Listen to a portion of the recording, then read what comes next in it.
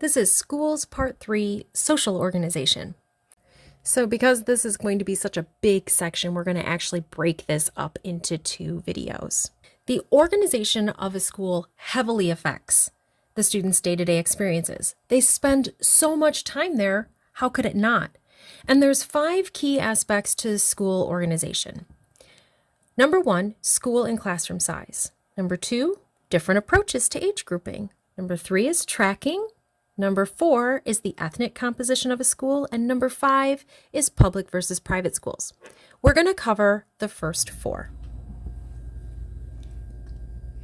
Let's start by talking only about school size. We're going to break up school size and classroom size. Larger schools can offer a more varied curriculum, right? They could have more extracurricular programs, and they could offer more specialized courses that maybe a small school wouldn't be able to staff. But fewer students per capita participate in these extracurricular programs. Also, the more students, the more risk of students feeling like outsiders, especially those that don't get involved in school activities. Studies also find that there's more inequality in students' educational experiences in larger schools, where students are sorted into tracks of differing quality, and we're going to definitely talk about tracking in a little bit. As for small schools, well, small schools have less students, which means more participation in extracurricular programs. In small schools, students are more likely to find themselves on a team, in student government, or some other sort of activity. I couldn't think of the word there, but there it is. They're more likely to hold positions of leadership and responsibility, mainly because they're more likely to just find themselves in those activities anyway. Numerous studies indicate that students achieve more when they attend schools that create a cohesive sense of community, and a small school does that. However, the opportunities for extracurriculars or advanced programs or things like that is quite limited in a smaller school. Now let's talk about class size. I know this slide looks a little strange, but it's because of what I'm about to say. Small classes only seem to benefit younger elementary school children, like up to about 3rd grade. At this age, they need much more individualized instruction, so it makes sense to have a smaller class size. But adolescents, they learn just as much in a class with 40 students as they do in a class with 20, because they don't have that need for small individualized instruction. Now, this does differ with remedial students and remedial classes, which do benefit from smaller class sizes. Ultimately, what it says on the slide, class size does not influence academic achievement. Age grouping.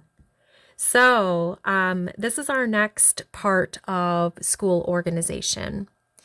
Educators have long debated how best to structure schools for adolescents. So early in the 20th century, a lot of school districts separated kids into 2 buildings.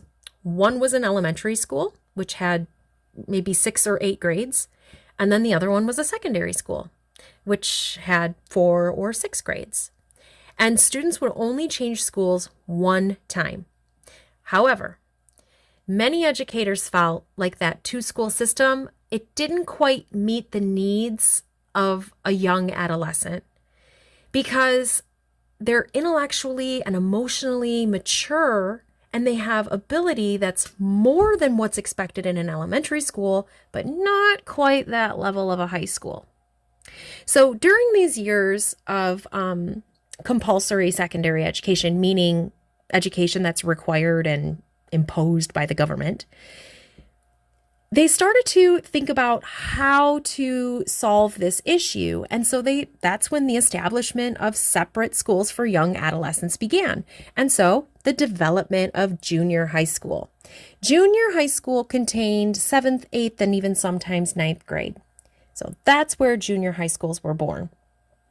Toward the end of the 20th century, we start to see the development of middle school. So another kind of school put in between elementary and junior high.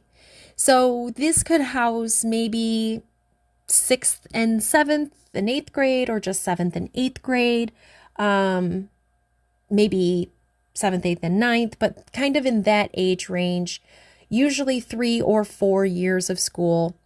And then we see that we start to phase out the idea of junior high schools. And this happened in many districts all over.